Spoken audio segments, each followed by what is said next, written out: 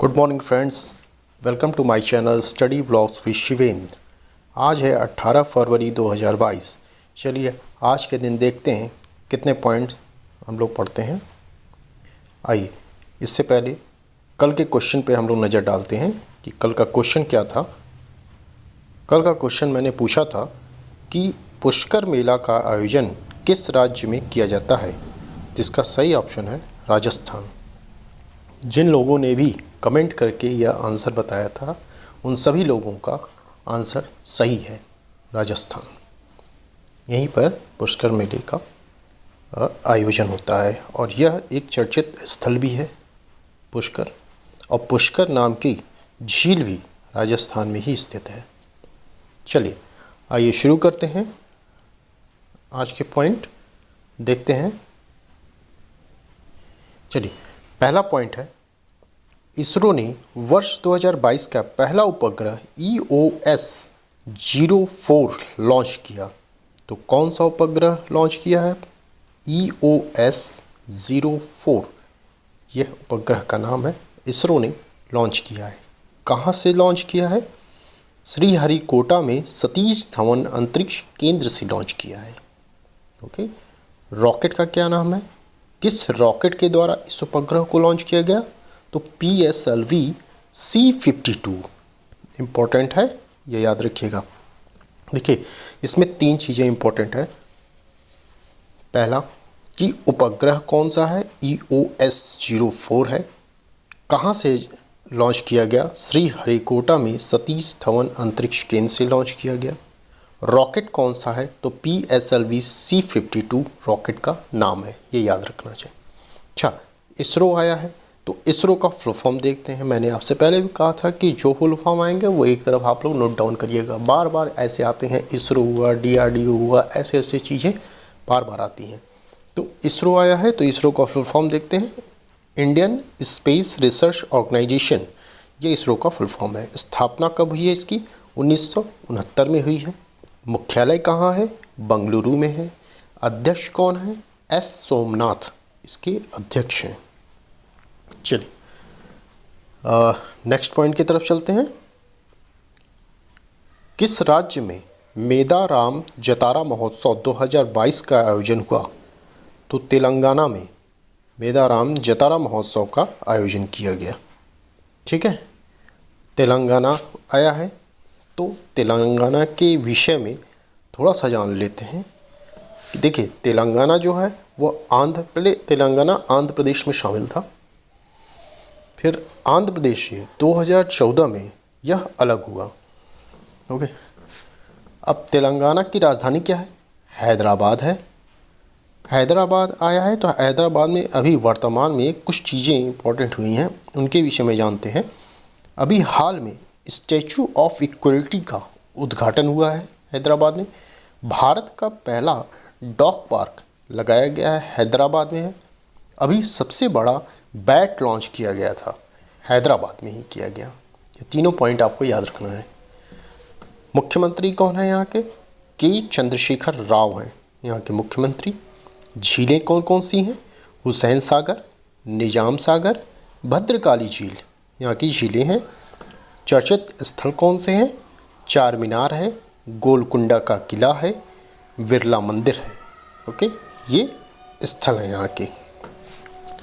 अब देखिए जतारा महोत्सव है, ये देखिए जो जतारा महोत्सव है ये आपका एक सेकेंड, यही जतारा महोत्सव जो आ रहा है ये कुंभ मेले के बाद मेदाराम जतारा भारत का दूसरा सबसे बड़ा मेला है।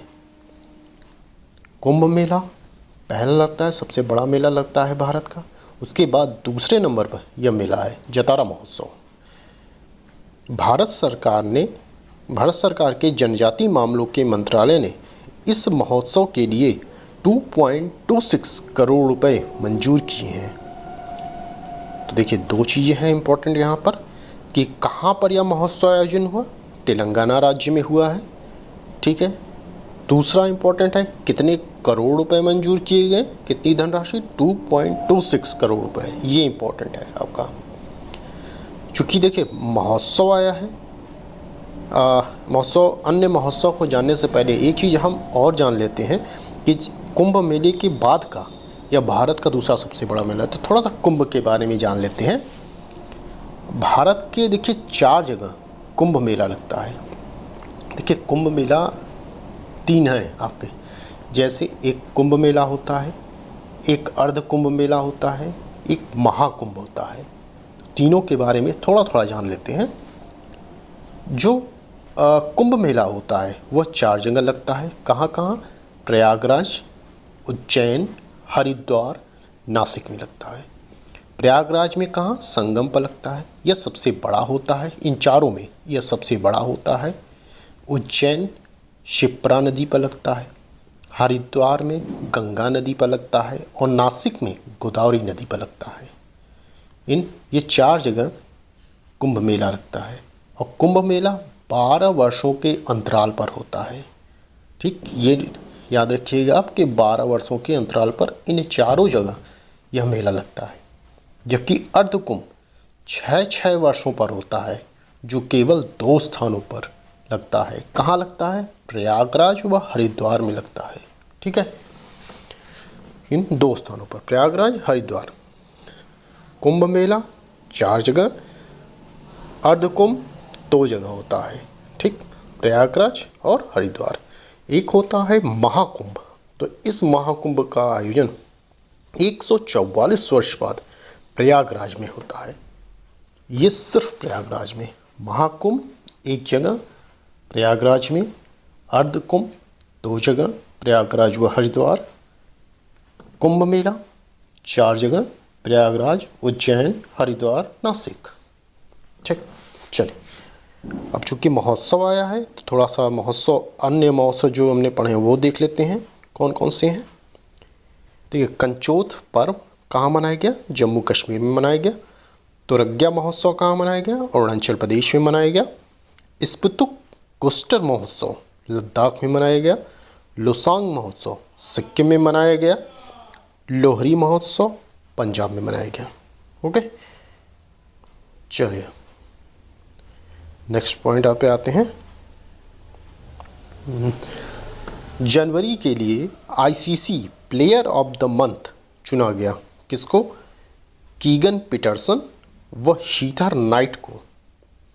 देखिए कीगन पीटरसन पुरुष हैं, हीथर नाइट महिला हैं। क्योंकि यह अवार्ड जो है यह प्रत्येक महीने एक पुरुष व एक महिला क्रिकेटर को दिया जाता है। तो देखिए ये इतना इम्पोर्टेंट नहीं, इम्पोर्टेंट तब होगा जब आपका एग्ज़ाम हो, उससे पिछला महीना आप याद कर लें कि किस पुरुष और किस महिला को यह मिला है। देखिए कीगन पीटरसन जो हैं ये साउथ अफ्रीका के हैं, जबकि हीथर नाइट जो हैं वो इंग्लैंड की हैं। ओके, चलिए नेक्स्ट पॉइंट की तरफ चलते हैं। Business standard banker of the year 2020 से 21 चुना गया। किसे चुना गया? संदीप बख्शी को चुना गया है।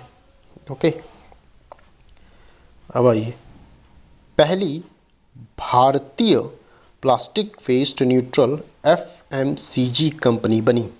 कौन बनी? डाबर। जो डाबर च्यवनप्राश नहीं होता, वही ये कंपनी बनी है। क्योंकि देखिए डाबर ने प्लास्टिक के संबंध में सामुदायिक जागरूकता बढ़ाने के लिए एक हिमाचल प्रदेश में अभियान शुरू किया था। उसका क्या नाम था? पर्यावरण बचाओ अभियान शुरू किया था।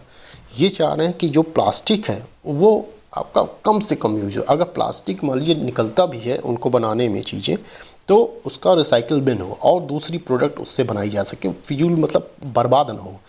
प्लास्टिक क्या है, गलता बहुत धीमे स्लो मोशन में गलता है, जिससे पर्यावरण प्रदूषित होता है। ओके, चलिए नेक्स्ट पॉइंट की तरफ चलते हैं। कृषि में डीजल की जगह पर नवीकरणीय ऊर्जा का इस्तेमाल करने के लिए भारत ने 2024 तक का लक्ष्य रखा है। कब तक का? 2024। नोट करिएगा, 2024 तक का लक्ष्य रखा है। यहाँ ये पॉइंट आपका इम्पोर्टेंट है, 2024 ये इम्पोर्टेंट है। ओके, अब देखिए डीजल की जगह क्यों कर रहे हैं कि डीजल जो है हमारे वातावरण को ज़्यादा प्रदूषित करता है। ठीक, जिससे कि हमारा जो ओजोन परत है क्षरण उसका ज़्यादा हो रहा है। बाकी और चीज़ें जो एटमॉस्फेयर हमारे हैं देखिए चेंज हो रहे हैं। ठंड अब कम हो रही है, गर्मी ज़्यादा बढ़ रही है, बरसात कम हो रही है। ये क्या चीज़ें, ये प्रदूषित हो रहा है वातावरण, जिसकी वजह से ये सब कदम उठाने पड़ रहे हैं हमें। तो 2024 तक आपका कृषि में डीजल का यूज़ नहीं होगा। ठीक है, चलिए अन्य लक्ष्य की प्राप्ति है। कब तक इंडिया को प्राप्त कर लेना है? 2070 तक शुद्ध शून्य कार्बन उत्सर्जक का लक्ष्य रहेगा, मतलब शून्य कार्बन बिल्कुल नहीं रहेगा। 2047 तक ऊर्जा स्वतंत्र होने का लक्ष्य रखा गया है। ठीक, ये इंपॉर्टेंट है। लक्ष्य आया है तो लक्ष्य, तीनों लक्ष्य जो हैं वो एक जगह आप नोट डाउन करेंगे, उनको लिख लेंगे। चलिए नेक्स्ट पॉइंट की तरफ चलते हैं। BOB bank of Baroda India first life insurance में UBI की 21% हिस्सेदारी का अधिग्रहण करेगा। कौन से करेगा? UBI करेगा। कितना? 21% हिस्सेदारी का अधिग्रहण करेगा। ओके। और देखिए चूँकि BOB है तो BOB भारत का, BOB के बारे में जानते हैं कि BOB जो है वो भारत का सबसे बड़ा सरकारी बैंक है। कौन से नंबर का? चौथे नंबर का सरकारी बैंक है। तो पहला नंबर किसका है? SBI का है, ये याद रखिएगा। चलिए नेक्स्ट पॉइंट की तरफ चलते हैं। नेक्स्ट पॉइंट है उपभोक्ता मूल्य सूचकांक के अनुसार जनवरी में खुदरा महंगाई दर बढ़कर कितना परसेंट हुई? तो 6.01% हुई है। खुदरा महंगाई दर बढ़कर 6.01% हुई है। ठीक, चलिए नेक्स्ट पॉइंट देखते हैं। रेल मंत्रालय ने दिल्ली में देश की सबसे बड़ी कुश्ती अकादमी को स्थापित करने की मंजूरी दी। कहाँ पर? दिल्ली में दी है। दिल्ली में कहाँ पर दी है? तो किशनगंज में दी है। किसने? रेल मंत्रालय ने। ओके, चलिए नेक्स्ट पॉइंट देखते हैं। बंगाली भाषा की प्रसिद्ध गायिका संध्या मुखर्जी का निधन हो गया। अब ये देखिए, ये इम्पोर्टेंट है आपके लिए। देखिए जब भी आपसे पूछा जाएगा, एक तो इनका नाम इम्पोर्टेंट हो जाएगा, कौन सी गायिका? संध्या मुखर्जी, ये इम्पोर्टेंट हो जाएंगी। दूसरा कि किस भाषा की प्रसिद्ध गायिका थी, ये पूछा जा सकता है। तो बंगाली भाषा की प्रसिद्ध गायिका थी, ये हो जाएगा इम्पोर्टेंट। और मोस्ट इम्पोर्टेंट इनका नाम अच्छा चर्चित में इसलिए आया है कि इन्होंने पद्मश्री पुरस्कार के प्रस्ताव को अस्वीकार कर दिया था, मतलब लेने से मना कर दिया था। किस पुरस्कार को? पद्मश्री पुरस्कार को, इसलिए यह हाईलाइट हुई हैं। ठीक है, तो भाई ये थे आपके करंट अफेयर्स। अब आगे के देखते हैं, आपको होमवर्क दे देते हैं। देखिए यहाँ तक अगर आप मेरी वीडियो को देखें, अगर आपको पसंद आ रही हो तो प्लीज़ मेरी वीडियो को लाइक करिए, सब्सक्राइब करिए और बेल आइकन को ऑन कर दीजिए, जिससे नोटिफिकेशन आपको समय समय पर पहुंचता रहे। चलिए मैं वीडियो जो है रोज़ अर्ली मॉर्निंग 5 बजे मैं डाल देता हूँ, तो जिस किसी भी स्टूडेंट को सुबह देखना होगा वीडियो तो वो देख सकता है। चलिए क्वेश्चन है आज का कि विश्व कैंसर दिवस कब मनाया जाता है? आपके ऑप्शन है 7 नवंबर, 14 फरवरी, 4 फरवरी, 12 नवंबर। ठीक, आप इसका आंसर दीजिएगा कल। और इसके साथ ही साथ एक क्वेश्चन और है आपके लिए है कि किस देश में खाद्य आपातकाल लागू हुआ था? ऑप्शन है इक्वाडोर, कनाडा, माले, श्रीलंका। इन दोनों क्वेश्चन का जवाब आप कल मुझे देंगे। कमेंट के माध्यम से आप बताइएगा इन दोनों में कौन सा आंसर सही है। ठीक, तो ये तो थे आपके करंट अफेयर्स आज के दिन के। चलिए फिर कल मुलाकात होती है। Thank you very much.